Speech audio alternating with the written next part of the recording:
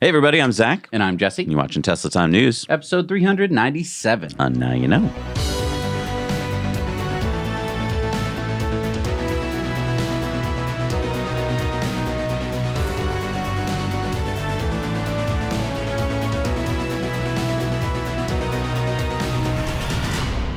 Thank you to Beam for sponsoring today's episode. Beam's Dream Drink is clinically shown to improve your sleep. If you watch us regularly, you have heard us talk about our experience with Beam. Dream is a luxurious nighttime blend made with the highest quality sleep-promoting ingredients that helps me wind down and fall asleep faster. Plus, it's great tasting. It helps me stay asleep longer, and that helps me have more energy throughout my day.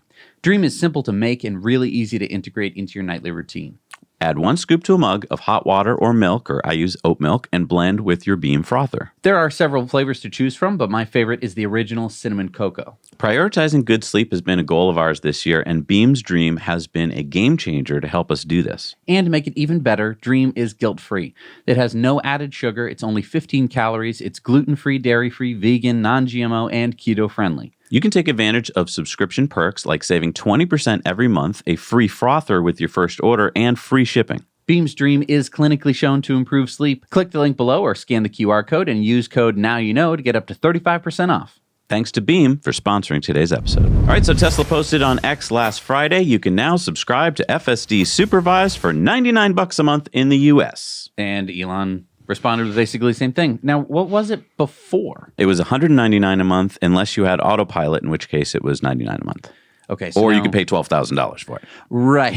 So now everyone has access to $99 a month pricing. Do people who paid $12,000 feel dumb now because they're like, hang on, I can pay $1,200 a year. It would take me 10 years to pay what I just paid in cash? I mean, we all know the price is going up. The price is going up. And I think that this is a brilliant move. I mean, Elon opened full self-driving to millions of Tesla vehicles for free for 1 month so that owners could experience version 12.3 and then cut the monthly subscription rate in half. Now, while other car companies are losing money on every EV they sell, Tesla just increased their profit margin from very profitable to wildly profitable for no extra money. And by the way, FSD has been launched in Canada for 99 Canadian bucks a month, so even cheaper. Wow.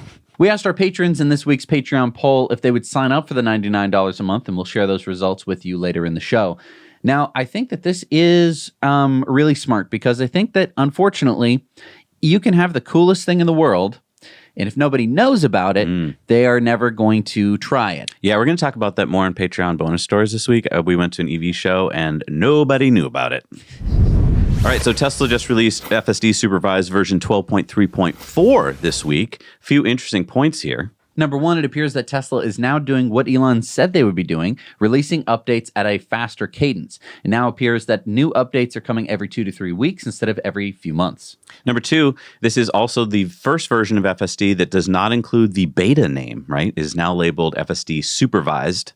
And it also appears that some older Tesla Model S and X owners who don't have all the necessary cameras, like the in-cabin camera, but do have the upgraded MCU2 upgrade, are now getting full self-driving supervised as part of 2024.3.15 over the air, which was just released. Yeah, Respect the Supervised just said version 12 on Legacy No Cabin Cam finally. Now, from drive videos I've watched, it does seem like this version of FSD is the most capable so far. And I was kind of bummed. I thought maybe that meant that Sparky, the 2016 Model X, would have it. But of course, when we say not enough cameras, we mean not enough cameras. This was pre-putting cameras around the car. There's just the front 2 cameras. Right. So Sparky's not able to do it. Now, with all this talk about Tesla's Q1 sales numbers hitting rock bottom, we thought it would be good to zoom out a bit and get a bit of perspective on EV sales in the U.S. in the first quarter of this year. Kelley Blue Book just released their electric vehicles sales report for Q1 of 2024, and in it we find some interesting data. For instance, Stephanie Valdez-Streety, Cox Automotive's Director of Industry Insights, said electric vehicle sales in the U.S. declined during Q1 2024, the first quarter-over-quarter downturn since Q2 of 2020, but Tesla's made up 51.3% of EV sales overall. So let's see how the other brands did in this chart from Teslarati. Wow, the Cadillac Lyriq outsold the Model X? Wait, where's the Model S? Yeah, so the Tesla Model S actually only sold 4,206 units in Q1, which would bring it in at number 13 on this list after the Mercedes-Benz EQB, the EQE, and the BMW i4.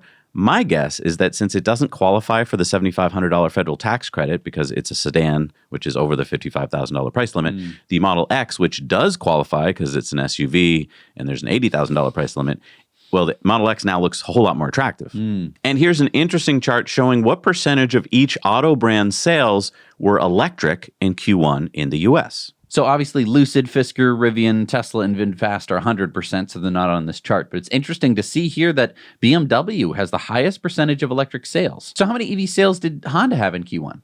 Good question. Let me see here. Okay. 19. Wow. I mean, 19,000. No, 19 sales total. 19 cars. Electric vehicles. Yes, in the quarter. Good job, also, Honda. GM's Bright Drop, you know, that electric delivery van, they sold 256 in Q1. I always thought they were selling thousands of them, which is also the same number, by the way, of electric Jaguars in Q1. 256 is all they sold. Neat.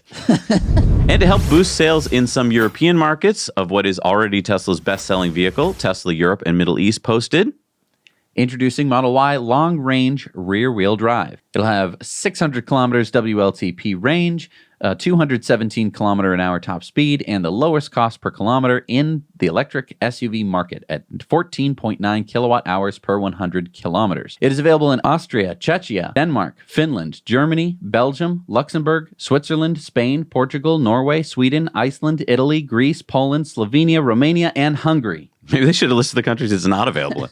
So this new variant in Europe is now the Model Y's second most affordable and longest range variant. Yeah, so checking the base price out in, let's say, Denmark, 384,990 kroner, that's about $54,900. Keep in mind that the 600-kilometer range is based on the European WLTP standard. Yeah, I don't think it's really going to get 372 miles of range all that often, but anything over 300 miles is more than you need, in my opinion. Especially in Denmark. Tesla now says that their prefabricated supercharger units, or PSUs, can be installed in just 4 days from delivery to opening the site. The Supercharger stalls built at GigaBuffalo in New York State are mounted to concrete bases. They're all ready to be hooked up to the utility grid.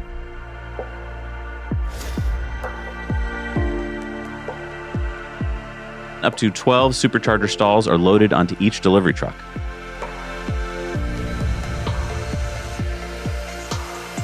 They are then craned into place and hooked up to the utility.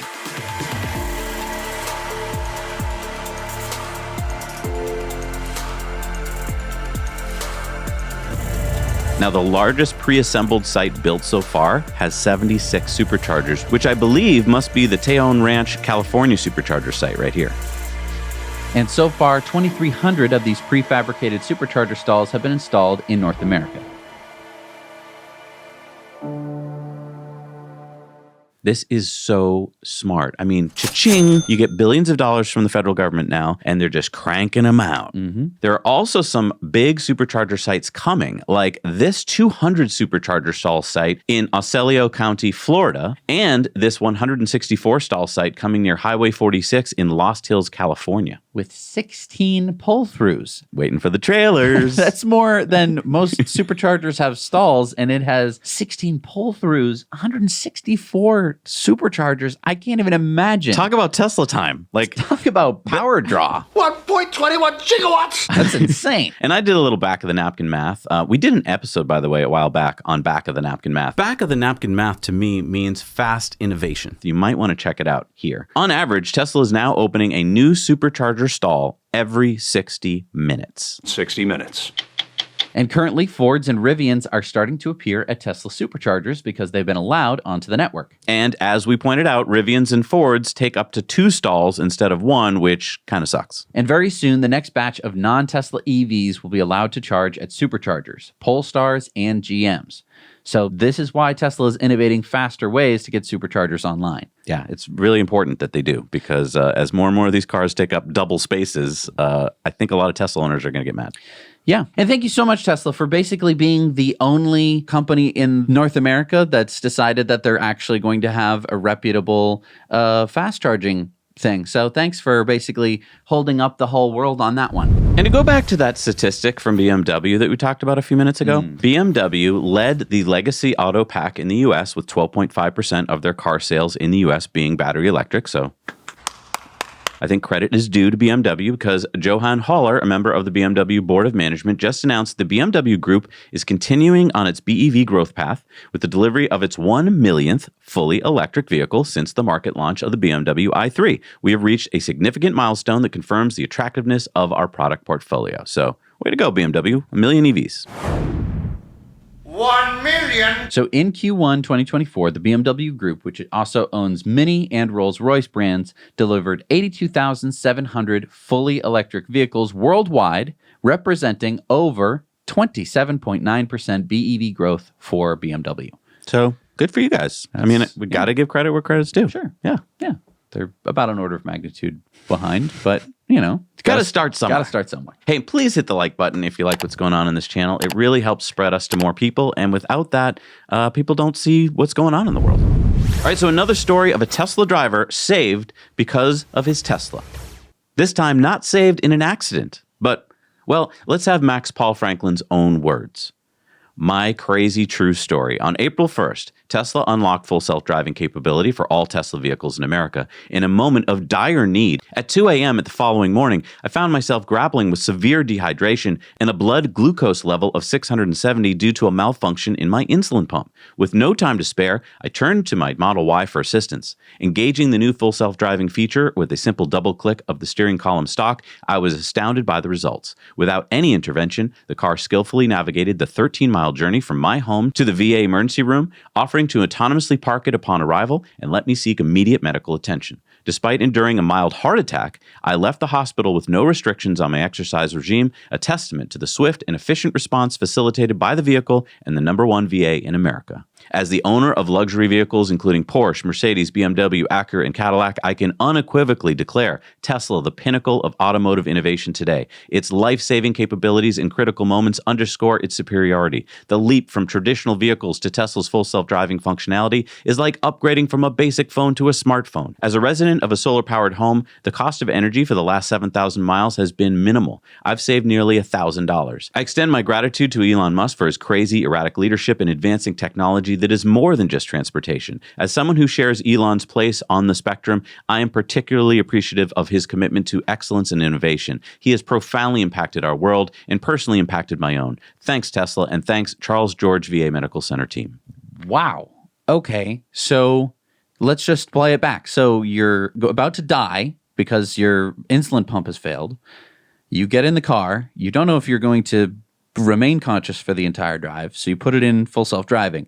Now, a lot of people have commented, shouldn't he have just called for an ambulance? Yeah, and this isn't full self-driving level 5 yet, and while I agree we shouldn't use FSD version 12.3 if we're unconscious, in this case, it sounds like every minute counted, and it also sounds like Max Paul was alert enough to supervise the car for the whole ride, but wasn't sure if he could safely drive every moment by himself, and isn't that what a driver's assistance feature is for? Also, a lot of people commented that if he had waited 20 or 30 minutes for an ambulance, he might not have made it. So it saved his life. And again, where was this in the mainstream media? Yeah. Well, I think that unfortunately, the mainstream press would have really only cared if Max Paul had died. And then it would have been Tesla's fault. And then it probably would have been Tesla's fault or something like that. I'm so glad that we're able to report positive news stories to you because, yeah, if you don't hear about them, then you don't know that they happened. And I just personally want to say, Max, I'm so glad that you were able to, have full self-driving save you. Now, in a rare move for Tesla, the 2018 lawsuit against Tesla for the fatal accident involving the 38-year-old Model X owner who was killed on the freeway in Mountain View, California, has reached a settlement. Yeah, Tesla rarely settles, especially in cases like this, where Tesla argued that Walter Huang, a software engineer at Apple, was using his Model X autopilot inappropriately. Huang had posted on his social media that he sometimes played games on his phone while in autopilot. Yeah, even the NTSB accident investigation found that Huang was probably distracted and playing a game on his phone prior to the accident. Tesla argued that Huang caused the crash with his, quote, highly extraordinary misuse of his vehicle and its autopilot features, pointing to the fact that he had been playing Total War Three Kingdoms in rush hour traffic. According to court filings, Huang's hands were detected to be off the steering wheel 34% of the time in the 19 minutes leading up to the accident, including the final 6 seconds. Now, in the lawsuit, Huang's family claimed that the vehicle failed to live up to Tesla's claims, as Huang had believed it, quote, was safer than a human-operated vehicle. And I'm guessing that Tesla didn't want to take any chances, since the family was arguing that autopilot hadn't been trained to detect highway barriers where two highways merge. So Tesla settled for an undisclosed amount. It's just that, wait a minute, hang on. Huang was a software engineer who worked for Apple, had enough money to buy a Model X, so he must have known better than most people about the limitations of software and hardware. Now, because he chose to ignore the safety warnings and use the system inappropriately, we're supposed to blame Tesla instead? So what if a driver driving a Tesla on autopilot had been texting or playing a game, and that Tesla had hit him and sent him to the hospital? Would he be blaming Tesla for that as well? Also, as we pointed out at the time when we reported on this story back then, the safety barrier was missing at the time of the accident. This is this barrier here that should have been there, but the state of California, well, months ago it had been destroyed and they hadn't fixed it yet. So shouldn't they also be partially to blame? So I think the biggest question here is, why did Tesla settle? Why didn't they just continue with this court case that it seems like they would have won, or at least I think that basically Tesla kind of doesn't want more of this in the news, especially for such an old case. I think it might be because they read the jury and they thought maybe that they were buying their case. I don't know. It's so easy to blame a car. You know what I mean? It's like, instead of just owning up to the fact, the guy, right. you know. But I think that it's also really confusing for people who don't know about, like, I know, full self-driving version 12.3. I am a nerd. I know all this stuff, so I can talk about it competently. I think that most people, when they talk about, it's got autopilot, they don't know what it means, right? So when they think that somebody died in autopilot, they're going to attribute that to full self-driving. And it's like, and they're going to think that it just happened because they just heard about it in the news. The news brings them things that have just happened. So it's a very confusing case for Luddites, people who don't know what's going on. That's a really good point. This is 6 years ago, and the technology has changed dramatically since then. So, hey, I just want to point out that as Tesla Asia just posted, Quicksilver is now the color available in Asia, and many of us believe that'll be the next color available at Giga Texas as well. So that's pretty exciting because we're seeing a lot of those Quicksilver cars at Giga Texas. Now, this next one's a really nice story. Silas Heineken, aka Tesla Kid, is a resident of Grunheide, Germany, near Tesla's GigaBerlin. Here he is in 2020 at 13 years old when he flew his drone around to share Gigafactory construction progress with everyone. And now here he is recently at 17 years old, sharing what he's learned as a Tesla intern.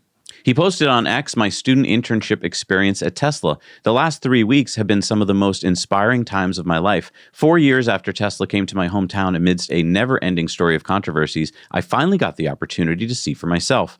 I witnessed what the public doesn't see, and perhaps doesn't want to see. People from all over the world work together here, tackling the seemingly impossible and solving the problems of our current times, all in an atmosphere of joy and enthusiasm. Gaining insights into the assembly, battery cell, and powertrain R&D departments has confirmed my assumptions about the future-oriented environment and spirit that permeate the labs, offices, and production lines at GigaBerlin. This internship wasn't just a learning experience, it was a journey into the heart of innovation that has reshaped my future aspirations. A big thank you to everyone who's directly and indirectly involved in making this possible." What I found really interesting were the many things that have happened in Grunheide since Tesla built GigaBerlin. Silas shared so many things, including 6 new restaurants and shops, new bike paths, the largest public EV charging parking lot, he thinks, in the world, a free train shuttle that will soon go to Berlin, expansion of the L38 road, which was funded by Tesla, a whole bunch of cool opportunities for children and young people, including student internships, apprenticeship programs, workshops and courses hosted by Tesla and Gigafactory tours, sponsorship of a lawnmower robot for the Kegler Football Club, Tesla-sponsored solar lights at the Grunheide skate park, where lights were jointly installed by young people and Tesla employees. Soldering courses in youth clubs and schools conducted by Tesla trainers. Guest teaching in school classes by Tesla trainees, electrical construction kits, and how an electric motor works. Excursions with students to the Tesla-supported project Climate Trees. Hosting Girls' Day at the Gigafactory, specifically for female participants, 3 in the past 3 years. Participation in autumn cleanup days, garbage collection in the community in 23 and 22, even with shuttles and meals for participants. Anyone can rent a Tesla for a test drive from the Tesla parking lot using a smartphone. Anyone can charge their electric car for free at the Giga parking lot at these small charging stations. And this was just a few of Silas's list containing much more. So nice to get firsthand information about the ways that Tesla tries to make life better for residents everywhere that they operate. And again, this is stuff that we don't hear about. We just don't hear about this stuff. Now, I know I'm not in Germany, so that's probably why I don't hear about it. But I feel like from the news that I hear coming out of Germany, that most people in Germany don't hear about it. So if you'd like to, we have a Now You Know Clips channel. We cut our show into some smaller clips that you can share with your friends. So if you're in Germany or if you have friends in Germany, please send them this clip because I think that it's really cool. So wait, is Silas the kid who was flying his drone and then he was told to stop? And then we talked about it on Tesla Time News and asked the community to help get him permission from Elon to fly again. And everyone in the community tweeted at Elon and Elon gave permission? Yep, remember that? That's so cool. Same kid. Isn't that great? Yeah. All right, it's time for the Cybertruck Roundup. Yeehaw! The Cybertruck Roundup. So it's nice that we can hear directly on X from Tesla employees like Wes Morrill, who is Cybertruck's lead engineer, who confirmed last week that cabin overheat protection will be coming to Cybertruck in an over-the-air update. Ben said no cabin overheat protection is going to be a problem in the summer. And then Wes responded, I hear you, and also Aaron, who asks about it daily. It's coming in an over-the-air update coming soon. Keep an eye out on the release notes. That's awesome. Yeah. We're also getting to see Cybertruck handle some real-world driving conditions here in this video from New Orleans, Louisiana, which got 5 to 8 inches of rainfall and flooding last week. This Cybertruck seems to be driving through about 16 inches of water without any problem, and I wonder if FSD will be able to handle that. I mean, Elon did say that the extra door seal kit on the Cybertruck should be able to handle a couple-mile boating drive from Starbase to South Padre Island. So and that would be in saltwater. That would be in saltwater, so I'm assuming a little flooding. You know, you just need some door seal kit. And if you've been following our buddy Kyle and the Out of Spec Coast to Coast video series, where they raced 4 electric pickup trucks from the East Coast to the West Coast, you may have seen that Cybertruck had some supercharging issues, namely that sometimes at low state of charge, the Cybertruck was getting limited power from the Supercharger. This is when you'd expect to get the opposite, a lot of power, because the batteries can absorb the energy quicker when they are low. Well, it turns out that that is a bug, according to Tesla's Senior VP of Powertrain, Drew Baglino.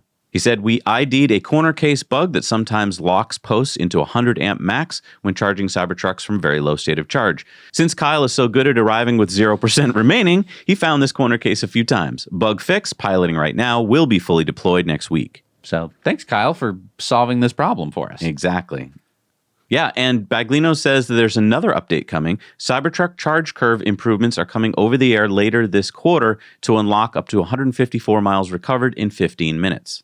That's an increase from about 130 miles of range in 15 minutes. So that's quite significant. Yeah.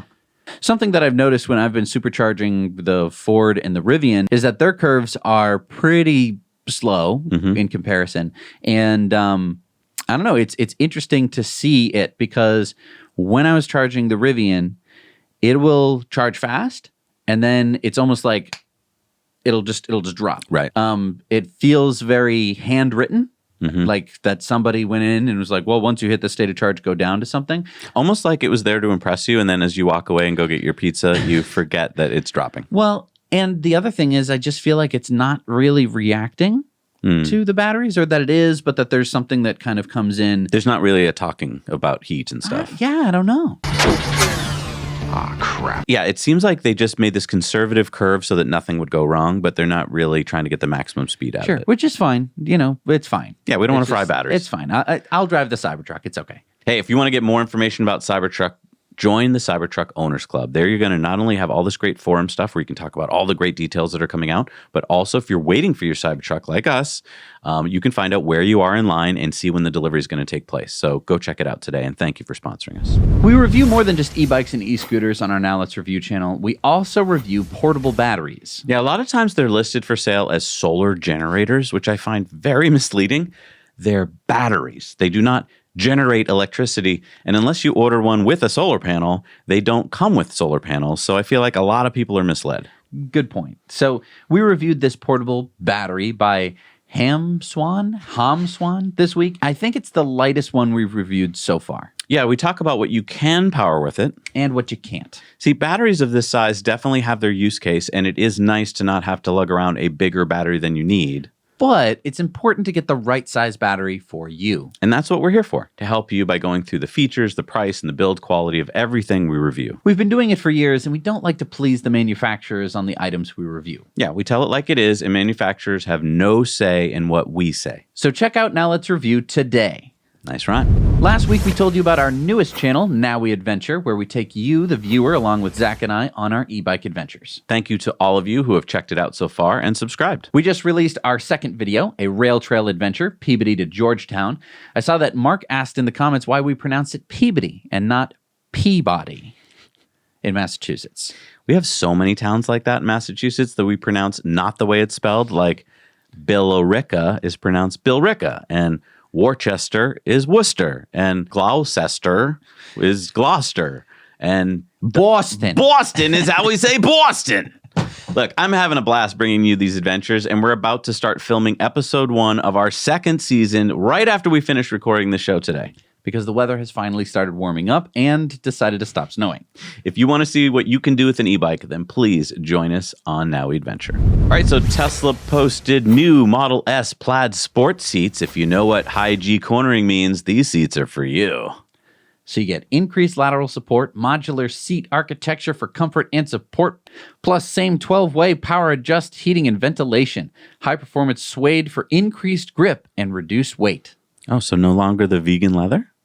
It's going to be grippier. And Elon said the Model S and X Plaid, meaning beyond ludicrous speed, are sublime. And a lot of people are thinking these might be the seats that go in the new Roadsters. And why did he say beyond ludicrous speed? What? Maybe that means the Model 3 Ludicrous is going to be coming out. Now, we've got a new report from Bloomberg NEF showing the past 9 years of EV sales growth. As you can see, China has the biggest share with almost 10 million cars. Although I should mention that they do count PHEVs or plug-in hybrids. Now, the U.S. is that much smaller blue chunk there. Not the pretty turquoise one, that's Europe. The one on top there that's smaller. Only 1.3 million EVs were added to U.S. roads last year. 4.4 million EVs were sold globally in the fourth quarter. 13.7 million were sold around the Earth in 2023. So the other thing that you may not realize when you look at this chart is that these are how many EVs are sold each year. But unlike popcorn or soft drinks, these EVs are mostly still around. So we thought we would show you a cumulative chart. Jesse built this chart here. So what is it? Blue is what? Blue is global annual EV sales, and red is cumulative. Ah, so almost 60 million EVs on the roads. It's kind of a lot. Kind of a big number. And it looks exponential. Will Tesla be opening a Gigafactory in India anytime soon? Stay tuned. Look, we certainly don't know, but we do know that Elon is planning on traveling to India. He said looking forward to meeting with Prime Minister Modi in India. And just look at the view count on this X post. Yeah, over 62 million people so far, and that was a few days ago, actually. Elon has met with Prime Minister Modi back in June of last year, so who knows what this meeting will lead to. But it is fun to think about Tesla possibly expanding into India, one of the biggest car markets in the world. India's CNBC TV 18 is citing industry sources to report that Elon will be in India April 21st and 22nd for his meeting with Modi and other officials and industry representatives. TV 18 went on to say that Elon will be announcing 2 projects valued at $2 to $3 billion. One to do with Tesla and one to do with the Indian government approving Starlink coverage for India. And that Tesla will not only be making cars for the Indian market, but also exporting cars from India as well. So supposedly, Tesla is considering a joint venture with Reliance Group, which is India's largest business conglomerate, and which would be building a possible India gigafactory and Tesla supercharging infrastructure. As always, take this report from CNBC with a grain of salt until we get confirmation. But Elon did say on Spaces last week, India is sort of India is now the most populous country in the world, the biggest population. And I think India just should have electric cars just like every other country has electric cars. So it's a natural progression to provide Tesla electric vehicles in India. So we'll keep you posted on developments, but that could be exciting. I mean, the fact that so many meetings with Modi does seem like they might be getting down to the brass tacks, the details, like where is it going to be built? And it would open up a huge new market for Tesla. Obviously, them opening in China was huge, right? It's extremely good in terms of their sales. I know that this last quarter was like, oh no, but it's better than them not being there. Well, and wait till you learn about BYD on Patreon bonus stories this week. exactly. You definitely need to hear that. So I think that if they do move into India, that would be awesome news for Tesla. All right, next up, it's our SpaceX news. Ellie is still, I think, in Japan, so we'll probably be hearing from her next week. But we do have this. Elon posted this video of every SpaceX launch from Cape Canaveral from 2010 through 2023. And I don't know. It kind of blew my mind because you get to see in one little 1 minute clip everything that SpaceX has done, and it starts to blow your mind. Mm-hmm.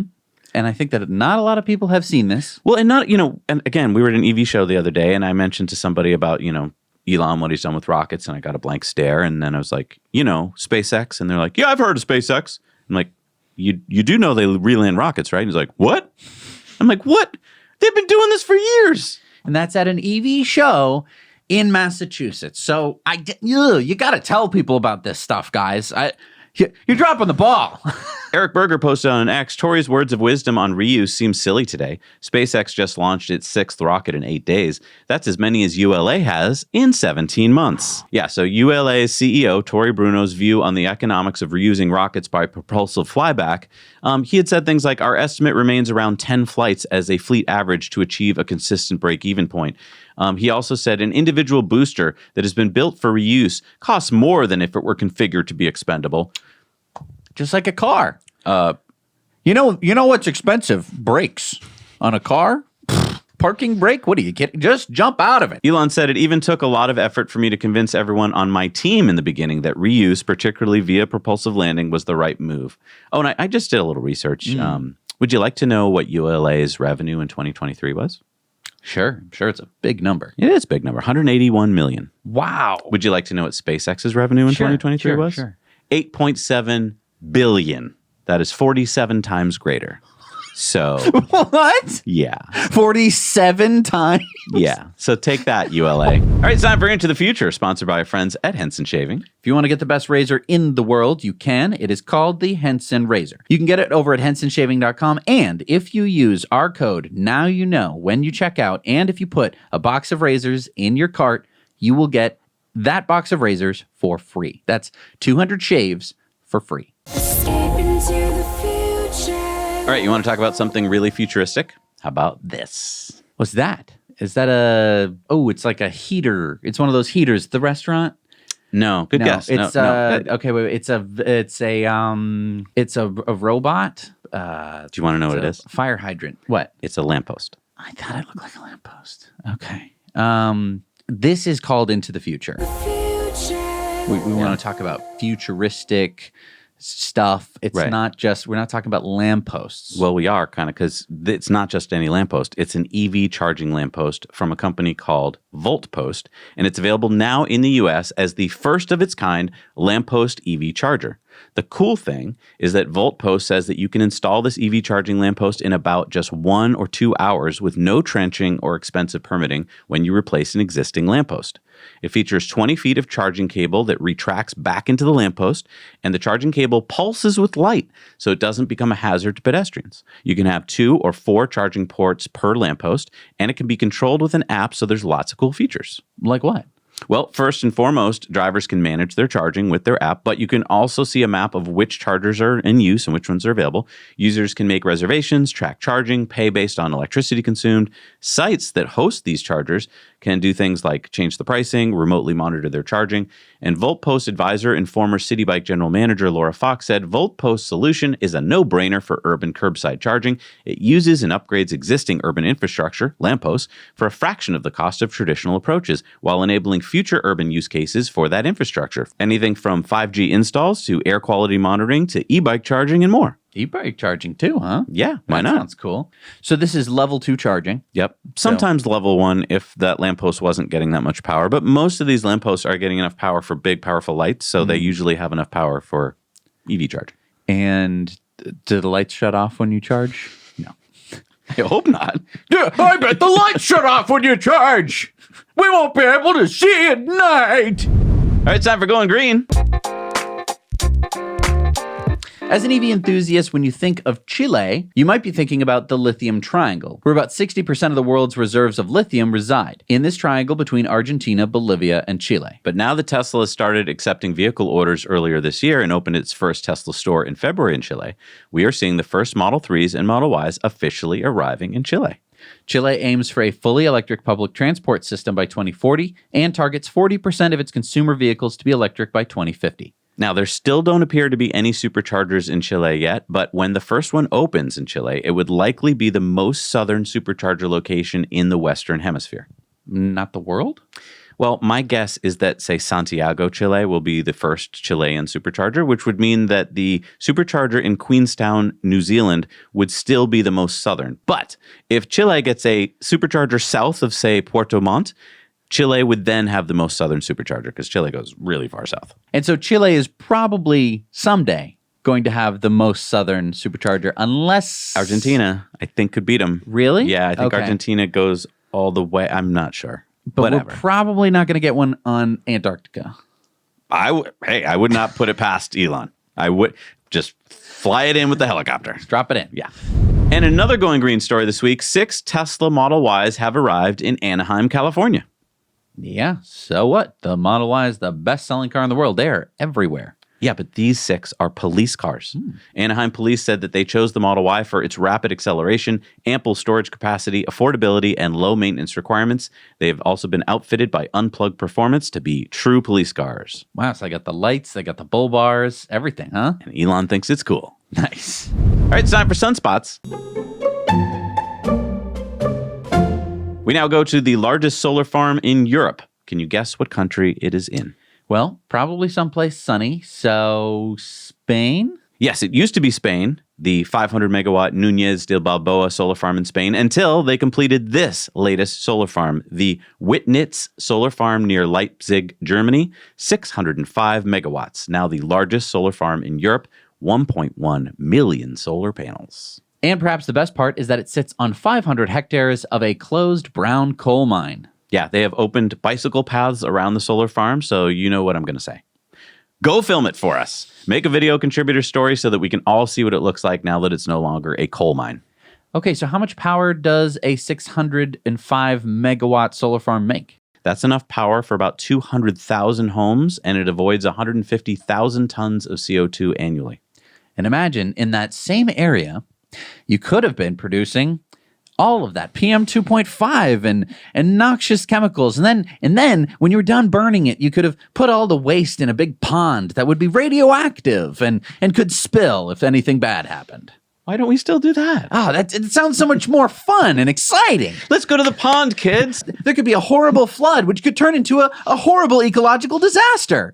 But instead, we just have these boring solar panels with bike routes through it. Come on. Come on. Hey, and if you want to put solar on your roof, but you don't want to have a coal pond in your backyard, call our friends at Energy Pal. They'll help you go solar for less and avoid all those coal ponds. Let them know Zach and Jesse sent you. All right, it's time for our video contributor stories. Remember, without you and your stories, we don't have video contributor stories. So send them in to hello@nowyouknowchannel.com.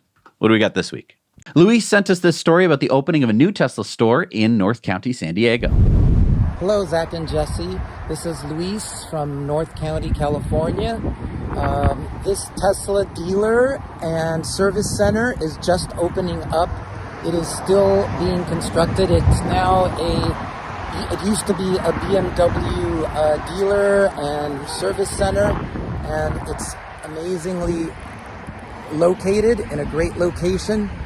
There's also going to be Tesla stalls, of course, and this is a great addition to North County, San Diego. They also have a Tesla dealer in Carlsbad area, so I don't know if they're going to close that one down and consolidate it here, or if there's going to be 2 of them, which they're not that far apart. Anyways, this is from Luis from North County, San Diego, Encinitas. Thank you, Luis. It's so important to find out what's going on for the community. It's so great to have these stories. And, you know, if you're outside the Tesla community, it might be like, why do we need to know about a store opening? Because it's a big deal. Yeah.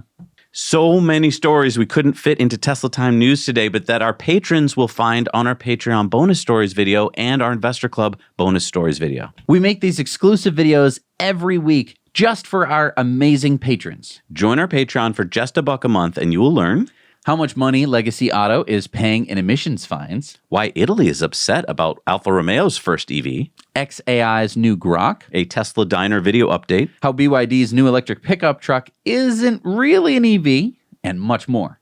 Along with Investor Club bonus stories and so much more. Yeah, so head over to patreon.com/nowyouknow and support us. Keep independent journalism strong and get all these Patreon bonus stories. You're really missing out if you don't join us, so come on, what's stopping you? We'll see you wonderful patrons over on Patreon.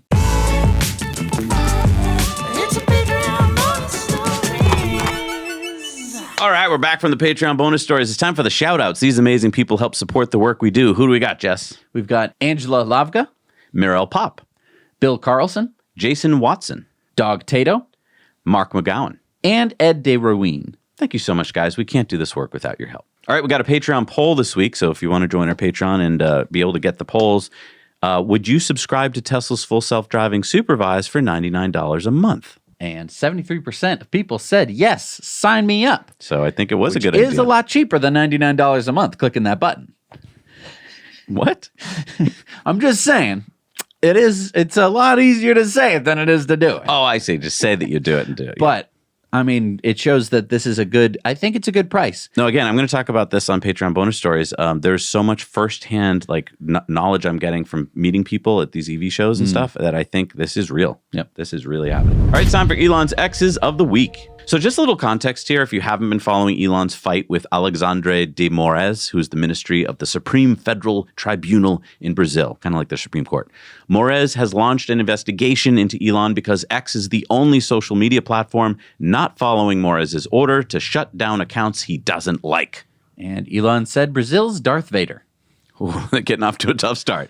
Elon says, coming shortly, X will publish everything demanded by Alexandre de Moraes and how these requests violate Brazilian law. This judge has brazenly and repeatedly betrayed the Constitution and people of Brazil. He should resign or be impeached. Shame on you. And Elon tells Brazilians to ensure that you can still access the X platform, download a virtual private network app. So you need a VPN, I guess, to use X in Brazil. Yeah, and we're going to find out that X has become the #1 news app in Brazil. Elon posted this: when injustice becomes law, resistance becomes duty. And that is from Jefferson. And Elon said, absolutely. Doge Designer says, of course, that X is the new #1 news app in Brazil. And Elon said, people care about the truth. David Sachs says Brazilian judge Alexandre de Moraes not only instructed X to suspend accounts of journalists and politicians, he demanded that X keep the court order secret and lie that the bans were for violating X's terms of service. This is tyranny. Obvious question, why is X the only social network to complain about this abuse of power? Did the rest not get a court order, or did they simply comply? And Elon said all the others complied.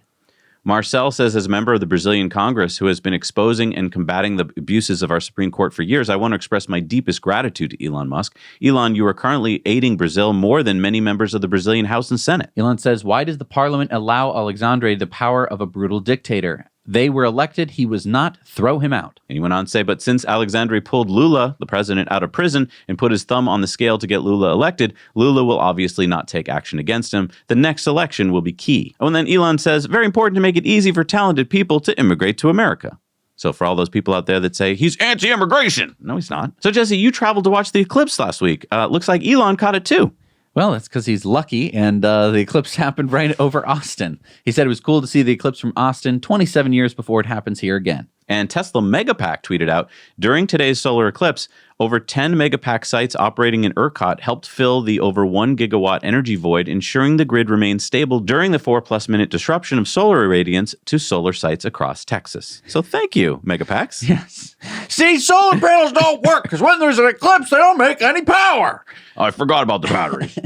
Bohan put up this meme of which guy are you? I'm with Elon. I'm the last one there. My first game was technically Pong. Oh. Diligent Denizen says, breaking, Brazilian's government has just announced that it will suspend all contracts with Starlink, Elon Musk's company. Many schools in Brazil are reported to use the company to provide internet access to citizens there. Elon says Starlink will provide free internet for schools in Brazil if the government won't honor the contract. He said, how did Alexandre de Moura become the dictator of Brazil? He has Lula on a leash. He demanded that X suspend accounts of people who raised corruption concerns while insisting that X pretend that the suspension was for violating our terms of service. We obey the laws of countries even if we disagree with them, but this required violating the laws of Brazil. Nicholas says, Elon said that Alexandra has Lulu on a leash and that he puts his finger on the scale to elect him. As a member of the Brazilian Congress and representing millions of people, I ask you to give us more information. This will be crucial for the future of our country, Elon.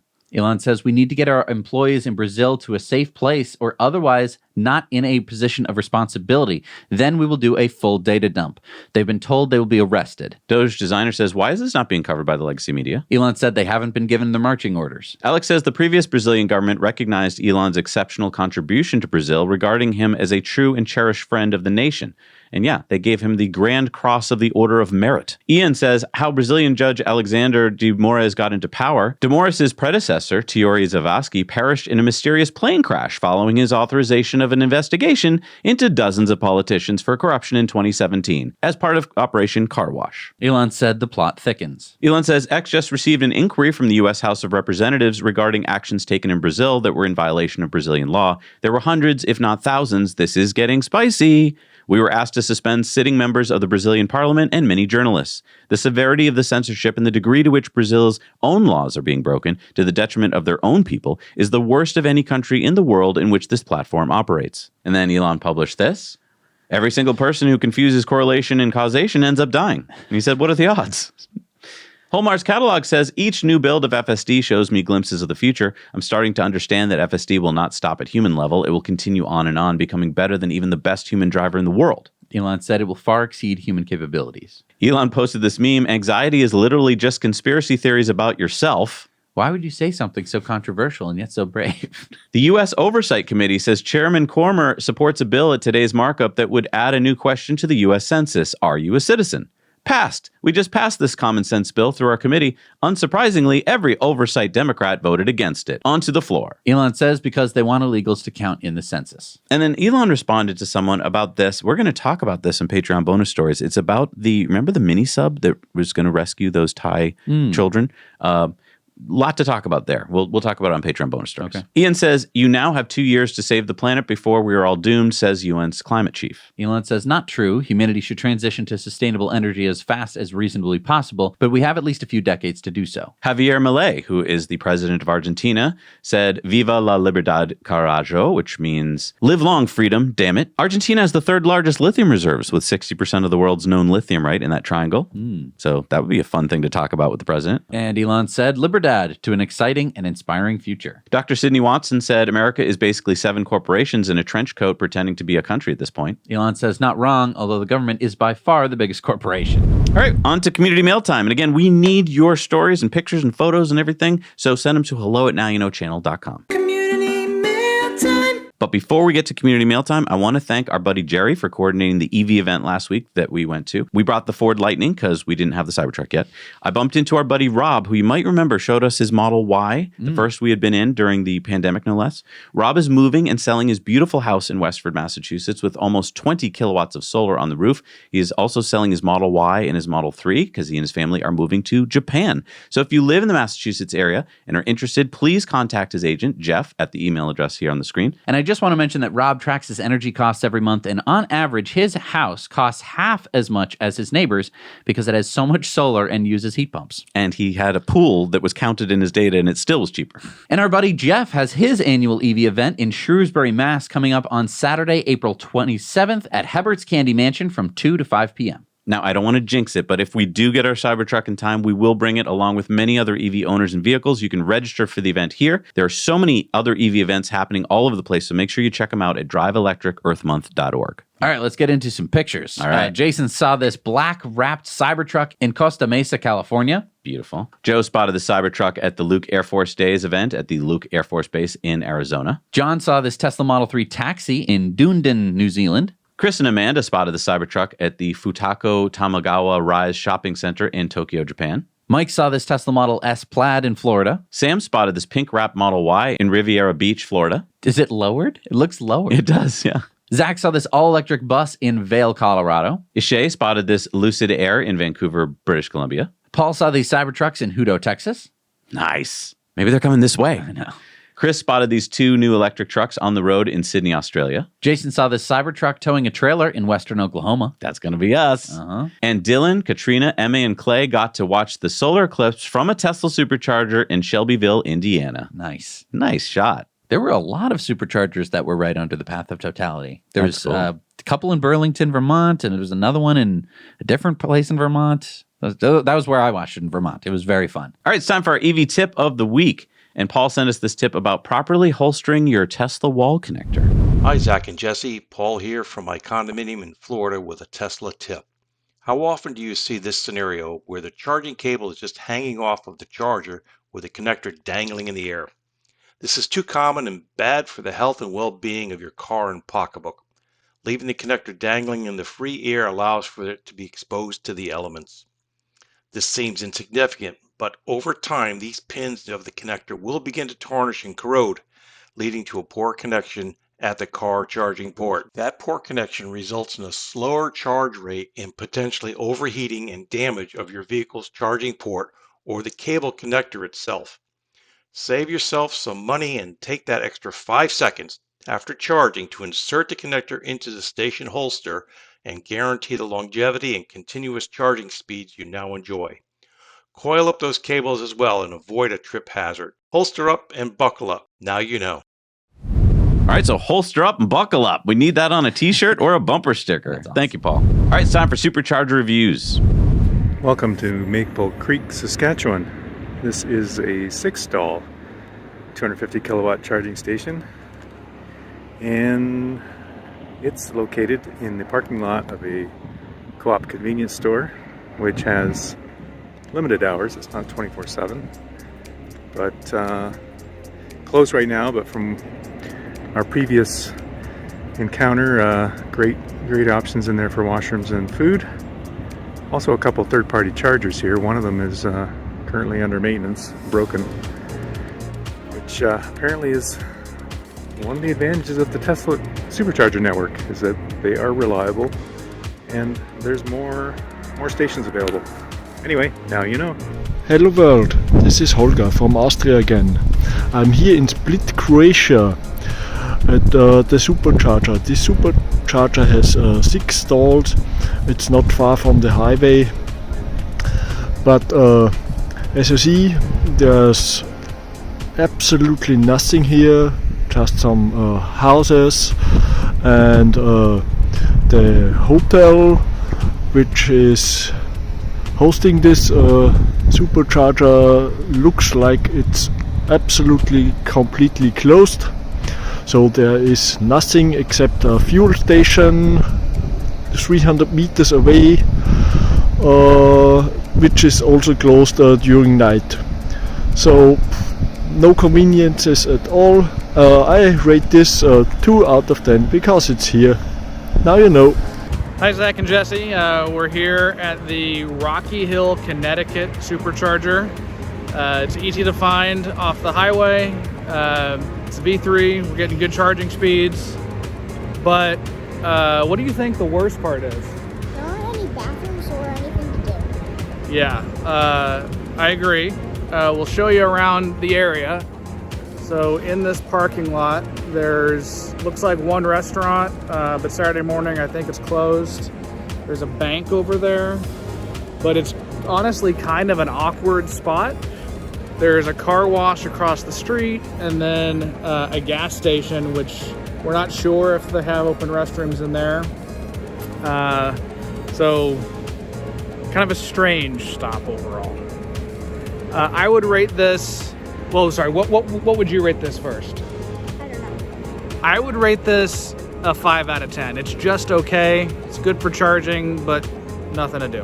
I'm at the 12-stall version 3 Supercharger at Windsor in Northern California. Windsor is located a short drive north of Santa Rosa, which itself is a longer drive north of San Francisco. It's located in the Lakewood Center, where you'll also find O'Reilly's and other stores. The restroom is far in the back, so you have to look for it. Also in the shopping center are some restaurants, pizza place, a Mexican restaurant. There's also a post office and something called the West Coast Sourdough. I'll rate this Supercharger a 9 out of 10. It's in a pleasant location in the shopping center. It's very close off of 101, and it has a nice variety of stores. Windsor, California Supercharger. pretty nice. I love that we get to see Superchargers all over the world, from California to Canada to Croatia. And I like that, someone gave a 2 out of 10. It's like, yeah, not much here. Yeah. It's good. Good for you. Yeah. Remember, send us your photos of beautiful Supercharger locations. And this may not be beautiful for a Supercharger location, but it is a beautiful sign if you drive a Tesla in New York City. Gary said, wow, Tesla charging ramping up in New York City, Brooklyn, Queens, and Staten Island among the Superchargers coming soon. So 100 Superchargers coming soon. By my count, by the way, I went through the map. There are only about 12 Supercharger locations or about 64 stalls in the New York City area at the moment. So this should more than double that. Nice. Although they probably need to do even more than that. Probably. All right, what do we got for new Superchargers in the world? Got number 25 in Utah is the 8 stall in Salt Lake City. We got number 50 in Massachusetts, the 12 stall in Foxborough. Take that, Utah! Number 71 in New Jersey is the 12 stall in Carneys Point, New Jersey. We got the 20 stall 250 kilowatt in East Palo Alto, California. Number 73 in North Carolina is the 20 stall in Burlington at Garden Road, North Carolina. Got a bunch here in China. We got the 4 stall in Shanghai, the 6 stall in Taizhou, the 3 stall in Ningbo, the 3 stall in Fushan, the 3 stall in Guangzhou, the 3 stall in Changzhou, the 3 stall in Wuxi, the 3 stall in Haiyun, 3 stall in Chengdu, another 3 stall in Chengdu, we got a 3 stall in Wuhan, 3 stall in Huanghua, we got another 3 stall in Huanghua, and number 2030 in China is the 6 stall in Tianjin. We got number 102 in Taiwan, the 18 stall in Tiananmen. Number 48 in the Netherlands is the 16 stall in Roosendaal, Netherlands. We got 61 in Washington State, the 16 stall in Blaine. We got number 46 in Nevada is the 8 stall at Pahrump, Nevada. We got number 18 in Delaware, the 8 stall in Dover. Number 10 in Nebraska is the 8 stall in Norfolk, Nebraska. Number 44 in Oregon is the 8 stall in Klamath Falls. Number 17 in Thailand is the 4 stall in Kanchanaburi. We have the 16 stall in Sacramento, California. Number 69 in Spain is the 8 stall in Ocaña, Spain. Nice. Number 451 in California is the 12 stall in Pacific Grove. And number 29 in Tennessee, number 2,248 in the USA, and 6,296 in the world is the 7 stall in Hendersonville, Tennessee. Episode 397 in the bag, 2 more to go before we reach episode 400. We couldn't have done it without all of you watching, sharing, subscribing, liking, and our amazing Patreon patrons who support us financially so that our team can continue to bring you independent journalism every week. Remember that we can't do this without your support. Thank you for watching. So we will see you next week here on Now You Know. And we're approaching number 400. That's 400 weeks in a row. You can go back, watch them all if you want to see the story of Tesla from before the Model 3 to the Cybertruck now. Yeah. And beyond. Thanks so much for watching, everybody. We'll see you next week. Now You know.